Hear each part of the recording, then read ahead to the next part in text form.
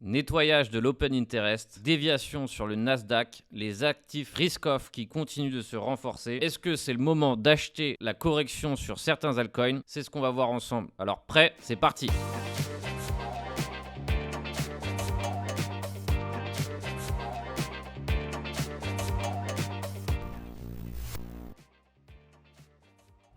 Je vous rappelle que tout ce qui concerne crypto, analyse, trading, c'est ici que ça se passe sur la chaîne Captain-Trading. Alors évidemment, si ces vidéos vous plaisent, je vous encourage vivement à mettre un pouce et à suivre la chaîne Captain Trading. Je vous rappelle que vous pouvez retrouver toute ma formation gratuite sur le site captain-trading.com et vous allez trouver un énorme paquet de contenu entièrement gratuit pour débuter et évidemment pour ceux qui souhaitent aller plus loin. Vous savez aussi que j'ai un énorme paquet de formations ultra précises qui vous permettent des setups clés en main. Alors, notre objectif, comme d'habitude, c'est de cerner le marché, essayer de le comprendre, essayer de comprendre un petit peu qu'est-ce qui se passe chaque jour. Et en comprenant et en analysant le marché, l'objectif, ce n'est pas uniquement de l'analyser, mais c'est aussi évidemment de chercher des opportunités à l'intérieur de ce marché. Alors, vous le savez, on est dans un marché qui est en range. On a eu un short squeeze lundi. C'était par rapport au scénario de dimanche, c'était un petit peu ce que j'avais présagé, avec évidemment le fait que tout le monde attendait le breakdown. Et qu'est-ce qu'on a eu? On a eu un break-up avec un joli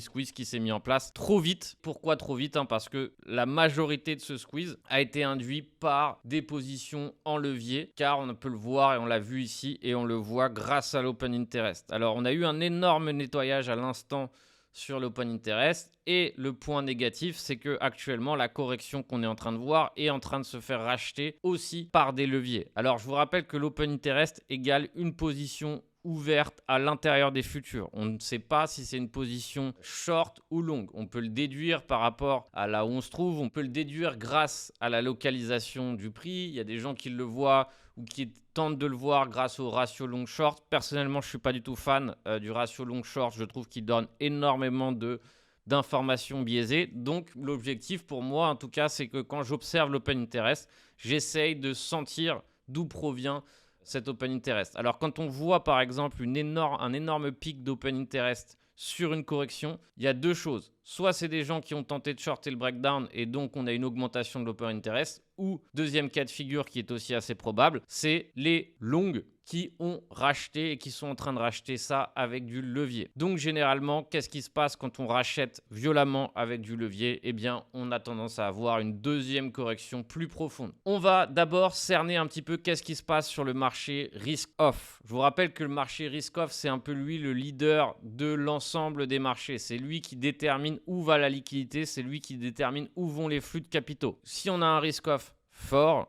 eh bien, il y a de fortes chances que les capitaux n'arrivent pas à suivre sur les indices risk-on. Donc, les indices risk-on, c'est les actifs risques, les actions et notre petit marché des cryptos, qui a une petite capitalisation face au marché actions, est aussi un indice risk-on. Qu'est-ce qui empêche ou qu'est-ce qui derrière était dérangeant dans l'évolution du prix sur les equities? Eh bien, c'était de voir en même temps que le Nasdaq ou le SP500 et d'autres actions qui se portent plutôt bien pour l'instant, c'était de voir en même temps, en convergence, les actifs risk-on augmenter et se renforcer aussi. Généralement, ce n'est pas forcément un signal positif. Donc, on va analyser le dollar rapidement parce qu'on le voit assez fréquemment. Ce qui est bien et ce qui est plutôt encourageant, c'est qu'on est en train de dessiner un petit top sur cette résistance.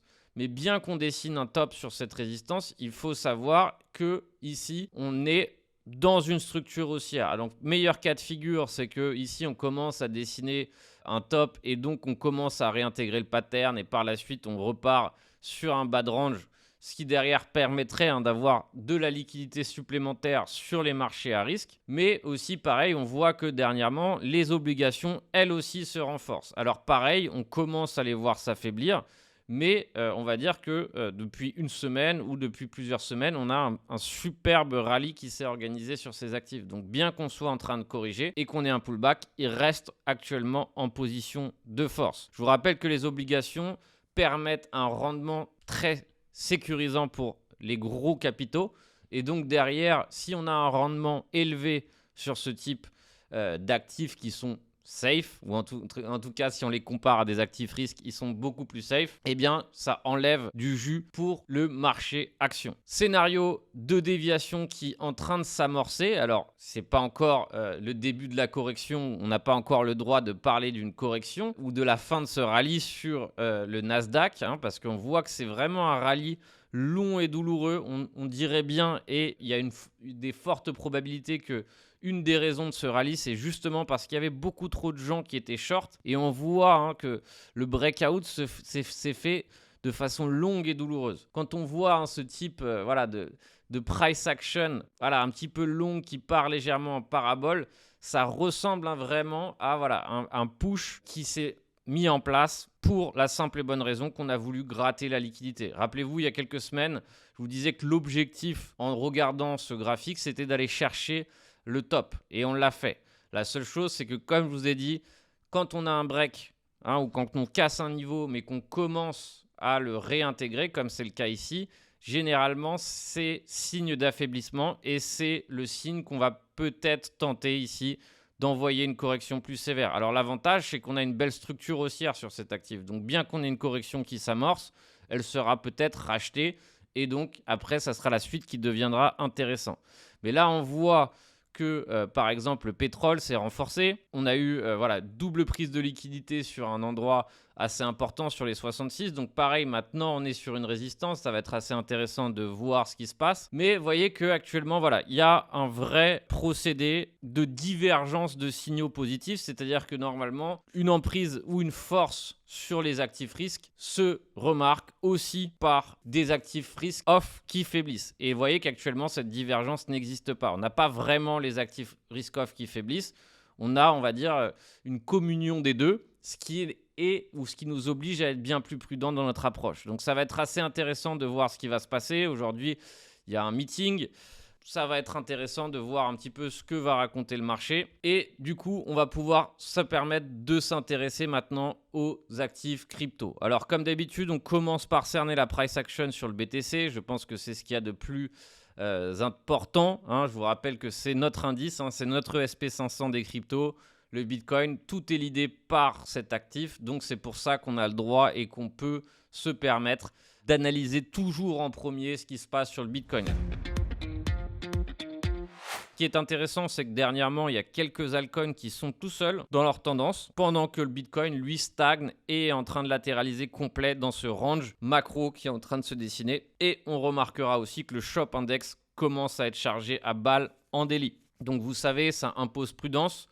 On sait aussi, comme on a vu dimanche, qu'on a un max pain à 27 000 $ pour ces 2,5 milliards d'open interest et qu'il y a énormément de put options qui sont en train de protéger leur position ou en train de se protéger face à un breakdown. Donc, ce qu'on peut estimer, ou en tout cas ce qu'il est probable de conclure, c'est que possiblement, au moins jusqu'à vendredi, ce support soit défendu par le fait qu'il y ait énormément de gens, qui sont prêts à le jouer à la baisse et aussi qui sont prêts à ce que le prix flanche à ce niveau-là. Donc, comme vous le savez, on ne va pas revenir encore une fois sur ce qui se passe en dessous. Personnellement, ce qui se voit assez rapidement, c'est que les prochains enjeux sont à 25-200. On sait qu'il y a énormément de gens qui attendent à 25-200. Mais derrière, on peut se dessiner les prochains supports assez facilement avec 24 par exemple, qui représente cet ancien top plus niveau pivot. Vous voyez que ça servait de résistance, support et c'est reparti. Donc c'est un niveau assez important. Et crescendo, on a tous ces autres niveaux. Donc à chaque fois, le jeu est le même. C'est que je cherche les enjeux, les zones qui ont eu le plus d'impact. Donc vous voyez ici, support, support, support, réintégration, support, résistance. Donc vous voyez, crescendo, c'est un petit peu tous les niveaux qui nous attendent. Et si par exemple, on s'amusait à regarder les volumes profile ou l'order flow, vous allez voir que c'est dans ce genre d'endroit que j'ai dessiné où se trouvent des pics et donc des endroits où le prix est certainement retenu par des ordres qui doivent traîner sur ce genre d'endroit. Donc, shop ultra chargé qui est en train de continuer à grinder à la hausse. Et donc, maintenant, ce qui va être assez intéressant, c'est de comprendre qu'est-ce qui va se passer sur ce prix. Je vous rappelle que quand on a un range, et celui-ci il est parfaitement bien dessiné, l'objectif, c'est de dessiner l'équilibrium. Donc, quand on a un range parfait, on cerne la borne haute, la borne basse et on remarquera que l'équilibrium se situe ici quasi pile poil à 27 000. Quand on a un chiffre rond, on sait qu'un petit peu que c'est dans ces alentours que le prix va graviter, en tout cas pendant un moment.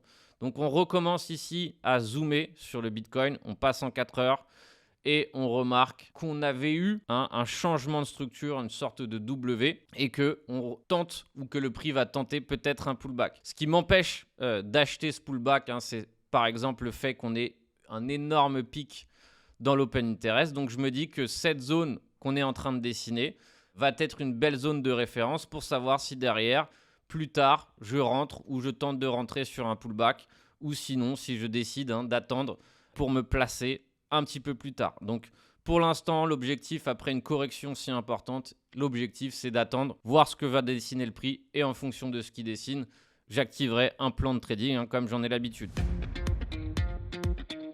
Ethereum, quasi pareil en termes de price action. On a pareil un range. Lui a dessiné, on va dire, un short squeeze ou une impulsion haussière bien plus importante qu'on est en train de pour l'instant annuler. Mais en termes de polarité, en termes de creux et sommet, on voit qu'on a réellement dessiné ici un petit W. Alors évidemment, ça ne veut rien dire. C'est-à-dire que pour l'instant, on a franchi le niveau, on l'a réintégré, ce qui est absolument mauvais signe, généralement, quand on tente un breakout. Donc on a une belle ligne pivot ici à 18,40 qui représentait avant notre borne haute de ce range et il est fort probable qu'on ait commencé à le réintégrer. Donc à mon avis, ce qui va se jouer à nouveau va être entre cette ancienne borne haute, l'équilibrium de l'ancien range et évidemment la borne basse du range. Donc on était et on a stagné tout le week-end ou toute la semaine dernière sur cette borne à 1781. On a un équilibrium qui se situe à 18,13 et à mon avis tout l'enjeu va se situer dans cette zone. C'est-à-dire que fort probable rebond, derrière possible échec sur la borne, sur la ligne de coup à 18,40 et peut-être retest ici au moins de l'équilibrium et si on perd l'équilibrium, on se dirigera à nouveau vers la borne basse. Donc là, on est dans du pur trading de range. Je vous rappelle que dans 2 dimanches, on va faire un webinaire scalping de range. Et donc, l'objectif, ça va être évidemment de rentrer dans le cœur de ma stratégie range et donc de chercher à optimiser des entrées à l'intérieur du marché range. Je vous rappelle que 80% du temps, le prix est dans un range. Donc, si on ne sait pas jouer les ranges, eh bien, on perd une énorme partie de potentiel de profit, sachant que les ranges sont assez intuitifs si on sait évidemment comment les approcher. Donc, je vous invite à vous inscrire. Je vous rappelle que l'inscription se fait sur mon site captain-trading.com, les webinaires en live et je vous ai mis dans la description le lien pour vous inscrire et on se rejoindra dans 2 dimanches pour un superbe webinaire avec des stratégies clés en main et donc des stratégies liées au range. Alors maintenant, on va regarder un petit peu l'état du marché altcoin. Je vous rappelle que le marché altcoin est très dispersé entre des actifs qui sont relativement forts. On a vu par exemple certains coins qui ont dessiné des belles hausses comme par exemple le CFX et d'autres coins qui sont relativement faibles et relativement dégueulasses et donc qui sont des shorts parfaits. Pourquoi ? Parce qu'à chaque fois qu'il dessine un retracement haussier, il continue de chuter et de dessiner des plus bas. Alors je pense notamment au GMX, mais avant, pour étudier et pour bien comprendre un petit peu l'état du marché altcoin, il y a un actif qui est très important de cerner, c'est la capitalisation totale 3. Pourquoi la totale 3 ? C'est parce qu'en fait, on est sur une capitalisation qui ne représente uniquement les altcoins. Donc derrière, on enlève le Bitcoin, on enlève l'Ethereum. Et donc, ça nous permet de savoir en temps réel qu'est-ce qui se passe sur le marché altcoin. Donc, comme vous pouvez le voir, on a un sacré range qui se dessine sur cet actif. L'avantage, c'est que si un jour on a une borne haute de ce range qui est franchie allègrement à la hausse, eh bien, on sera, entre guillemets, beaucoup plus propice à un environnement altcoin. Pour l'instant, on est dans un range. On voit qu'on a évolué, qu'on a tenté d'évoluer à la hausse. On voit qu'on a eu un rejet important sur cette résistance importante à 350 et qu'actuellement, on est en train de visiter à nouveau la borne basse. Donc, quand on observe ce graphique, on constate, ou en tout cas quand on regarde la price action de ce graphique, on voit ici qu'on va certainement tenter ici d'aller chercher cette petite pointe à 345, ce qui prouve, ou en tout cas ce qui nous montre certainement qu'on a encore une correction supplémentaire qui nous attend sur la majorité des altcoins. Donc je pense que très souvent, quand il y a des corrections, les gens cherchent à les acheter trop vite, le font avec du levier et derrière, c'est ce qui nous donne assez souvent à un nettoyage complet de l'open interest sur certains coins. Alors par exemple, je vais m'intéresser au CFX qui lui était dans une superbe trend ou a envoyé une superbe trend à la hausse et maintenant l'objectif ça va être de cerner quand potentiellement rentrer sur cet actif qui aurait pu ou qui tentait hier une petite conso serrée qui s'est soldée ici par une baisse importante. Donc l'objectif quand on prend un coin, c'est de l'analyser de A à Z et comprendre un petit peu toutes les zones qui ont servi. Donc généralement, on commence au moins en weekly pour un petit peu comprendre qu'est-ce que nous raconte un petit peu la price action weekly. Ce qu'on constate ou ce qu'on peut constater, c'est que précédemment, on était dans cette sorte de range où on voyait le prix ici consolider allègrement entre 31 et 27. L'énorme push vers le bas, on a complété cette espèce de gap qu'on avait en termes de liquidité. Quand on a une sorte de bougie aussi violente, eh bien souvent c'est soldé par un imbalance, c'est soldé par un déséquilibre, ce qui envoie une zone fébrile. Donc quand on a une zone fébrile de ce type, il est fort probable que tôt ou tard le marché puisse venir la chercher à un moment donné. Donc on a explosé ce range à la baisse, on l'a réintégré avec une belle clôture weekly qui est revenu chercher la borne basse. Et là, on a commencé, ou en tout cas en début de semaine, on a commencé à envoyer une bougie qui tente de franchir le haut du range. Donc, qu'est-ce qu'on a comme niveau clé à l'intérieur de cet actif? On a une clôture weekly qui se trouve à 29. Et à mon avis, si on regarde le prix, c'est un niveau qui va être important ou à mon avis qui va nous servir de repère pour plus tard tenter d'acheter un pullback ou pas. Donc, quand on regarde cet actif, on voit qu'actuellement, on a l'air de se diriger sur la clôture weekly. Je vous rappelle que si on a clôturé en weekly sur cet endroit, c'est que c'est une zone importante. Donc, on a eu un superbe violent rejet hier. Et donc, maintenant, notre objectif, si on est acheteur de pullback, c'est de tenter une entrée quelque part. Alors, quand je prends des entrées pullback, généralement, j'aime bien avoir un avantage. Mon objectif, ça va être de laisser voir jusqu'à où la correction va s'amorcer pour derrière tenter une entrée pullback pour pas forcément viser la sortie du range, pour rester dans le range weekly de cette semaine. Donc vous voyez qu'on a déjà pas mal d'amplitude, on a pas mal de jeux sur cet actif et donc plutôt que de chercher à sortir de cet endroit, j'ai envie de viser l'intérieur de cette price action. Donc l'objectif maintenant, ça va être d'attendre, de voir un petit peu qu'est-ce qui se dessine sur la correction et derrière peut-être voir pour re-rentrer dans ce coin qui nous permettrait une petite entrée pullback sur un actif qui est haussier en termes de trend. Donc là, l'objectif, c'est tout simplement d'être dans le sens de la trend et donc pas forcément chercher donc à longue des coins qui sont ultra baissiers. Contre-exemple d'un coin ultra baissier, c'est le GMX. Et à mon avis, pour l'instant, en observant la price action du GMX, ça fait vraiment des semaines qu'il est dans cette trend ultra baissière dans toutes les unités de temps. D'ailleurs, c'est vraiment un coin que j'avais décidé de shorter il y a un moment et du coup qui continue d'envoyer des gros signaux de faiblesse. Je vous rappelle que c'est un coin qui a pris énormément de force en début d'année et maintenant qui commence à s'affaiblir douloureusement et on voit qu'il n'y a presque plus d'arrêt dans cette baisse. Donc quand je vois ce coin, mon objectif c'est de me chercher une entrée short et continuer de profiter de cette trend. Donc par exemple, si plus tard, s'il y a pullback et qu'on revient chercher cette petite ligne de coup ou qu'on s'en rapproche, je serai chercheur de short. Donc vous voyez qu'actuellement, on revient chercher les bornes extrêmes, ce qui oblige à être un petit peu plus prudent sur la stratégie short. Mais pour l'instant, on voit bien qu'il y a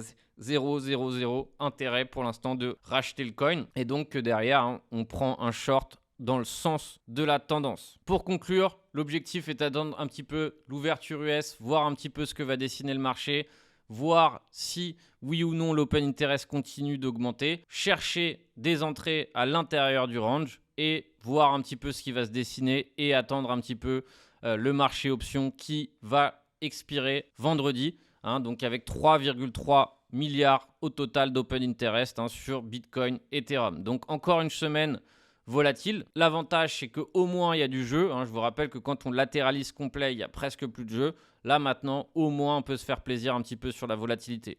Je vous invite à rester prudent. Je Je vous invite à rester connecté et à me retrouver demain dans le Discord Pro pour un brief plus complet avec, comme d'habitude, des idées trading et continuer de s'engager à l'intérieur de ce marché qui, au moins, offre quelques opportunités. Bon trade à tous. Ciao, ciao.